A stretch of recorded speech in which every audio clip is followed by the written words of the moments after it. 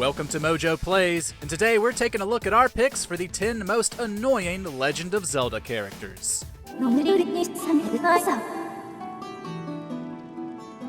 For this list, we'll be looking at some of the most aggravating NPCs that Link has come across in his many adventures. Which Zelda characters did you find more frustrating than the Water Temple? Let us know in the comments below. Before we begin, we publish new content all week long, so be sure to subscribe and ring the bell to get notified about our latest videos. Navi, The Legend of Zelda, Ocarina of Time.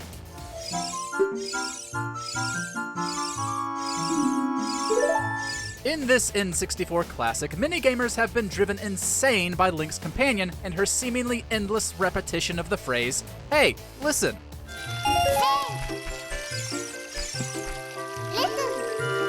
Of course, that recognizable shout from Navi is hardly the only thing she will repeat ad infinitum. While she is meant to dole out helpful tips and advice for any situation, limitations of time and manpower in this game's development means that her wisdom is actually rote and seldom helpful. While some younger or inexperienced players may be helped by her at first, she quickly outlives her usefulness. Even Zelda creator Shigeru Miyamoto has gone on to say that he considers her advice to be a weakness in the game. Maggie's father, The Legend of Zelda, The Wind Waker.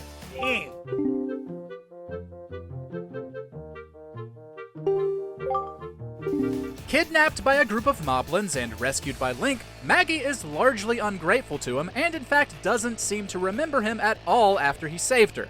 All she actually seems to care about is one of her kidnappers, Mo, who she has fallen deeply in love with.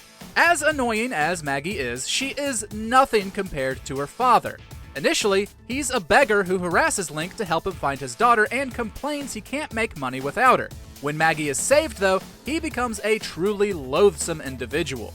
When a stroke of luck makes him incredibly rich, Maggie's father treats everyone around him poorly and even refers to Link as a worthless street urchin. Nakura, The Legend of Zelda, Link's Awakening.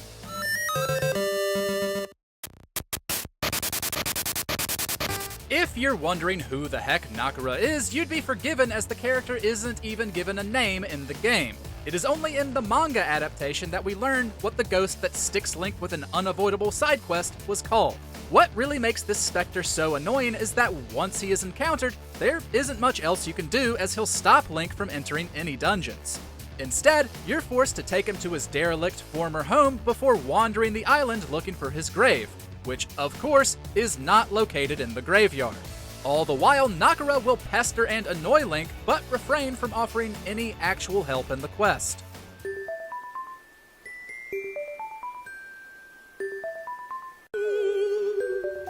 Linkle, Hyrule Warriors Legends.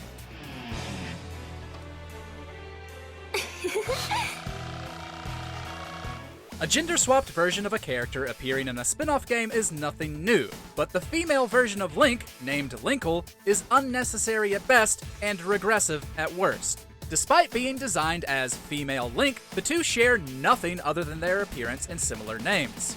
Included in an attempt to appear progressive, many critics complained that she is little more than a clumsily introduced novelty subjected to side games. The need to even include a Lady Link is questionable, as lead designer Eiji Aonuma regards Link as a gender-neutral character, with both masculine and feminine qualities. With a backstory that essentially consists of she likes chickens and crossbows, it's no wonder Linkle has failed to catch on.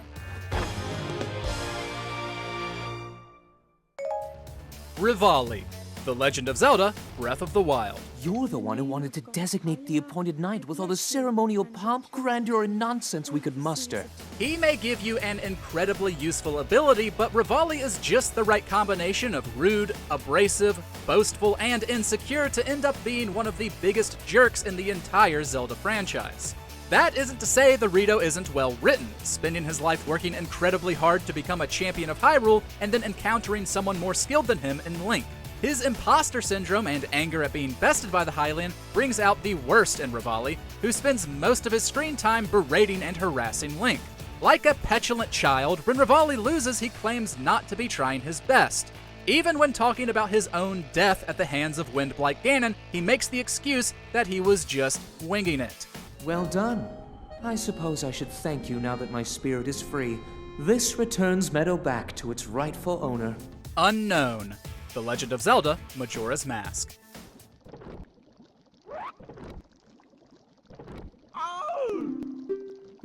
I have spent decades trying to understand this twisted guy. Trapped in a 3-day time loop, Link has ample opportunities to meet all of Clocktown's bizarre inhabitants, many of whom only come out at a particular time.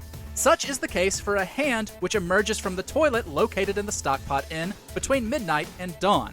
Whether this is a disembodied hand or just the appendage of a person living in squalor is unclear. What is made clear was that this disgusting denizen needs one thing: paper, which they request with a horrific wail. This means sacrificing a paper item required in another side quest to appease their needs. After the hand receives the paper, there is an audible flush, probably leaving the player feeling like they might need a shower. Ruto, The Legend of Zelda, Ocarina of Time.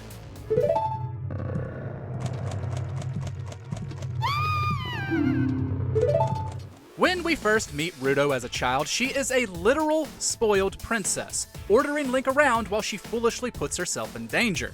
This only child denies needing any help from Link while simultaneously demanding he carry her around rather than walk. Eventually, after saving her from the parasitic Barnacade, she does warm up to Link, but perhaps a little too much. Despite Link never agreeing to it, Ruto proclaims they are engaged, making the Hylian very uncomfortable. She continues this behavior when they're adults, as she unhelpfully stays one step ahead of him in the water temple, leaving players wondering where she has disappeared to as they raise and lower the water level over and over. 5. The Legend of Zelda, Skyward Sword. Yet another companion that endlessly pesters Link with obvious information, Fi draws ire from players for her relentless deluge of useless facts. Like Link's other companions, Fi often points out things that the player could have easily figured out. But unlike other companions, so much of Fi's dialogue is often unavoidable. Entering new areas, getting important items, even running low on health or the Wiimote's batteries causes her to inform Link.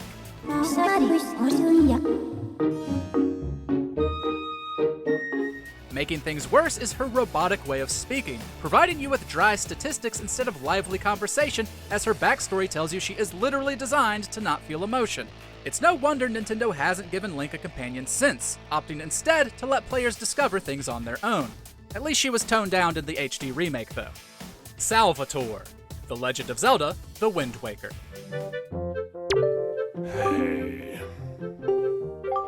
Seemingly a combination of a chronically depressed painter and an unemployed community theater actor, Salvatore is one of the weirder shopkeepers in the franchise, which is saying something. Despite his apparent disinterest, if Link actually plays his minigames, Salvatore is highly theatrical. Sticking his face through cutout paintings he's made, Salvatore puts on annoying accents and bizarre performances, even imitating, or perhaps mocking, your friend and ally Tetra at one point.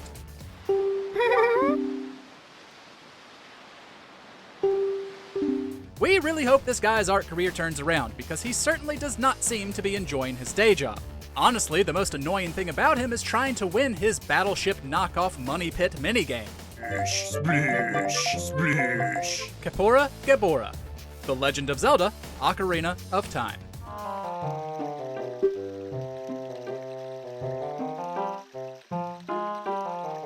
After defeating the beginning area of Kokiri Forest, Link takes his first steps into a wider world, ready for discovery and adventure.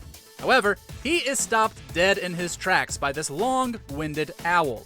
Players are hit with an unskippable wall of boring and tedious exposition, existing as little more than a plot device to keep Link on the right track.